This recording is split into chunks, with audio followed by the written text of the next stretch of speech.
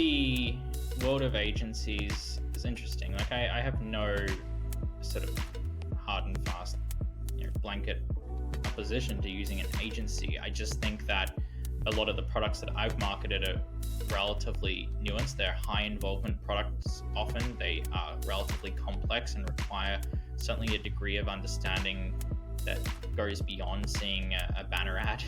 Not selling like milk here. We're selling, a complex data labeling pipeline or something for an enterprise company. A lot of companies accept substandard outcomes from their agencies or don't know any better. That's why I think you see a lot of tech companies and companies that are very data driven in the true sense bring people in-house to manage things because there's greater control, greater capabilities that can be built in-house.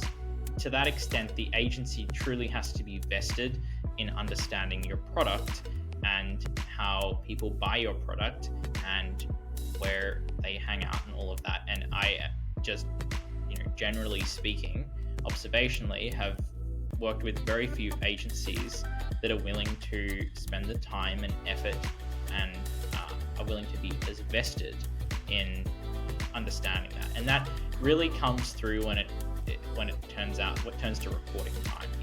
What they're reporting on in terms of net new leads generated and potentially if they go down to something like SQLs or something is often very much at odds with where as internal marketers we see the real need to drive impact. And it's very hard for an agency to sort of get that data, or it's very hard for an agency to necessarily optimize against that objective, or it can be very hard for an agency to sort of spend the time to go and research all the ins and outs because they're dealing with 7 other clients concurrently.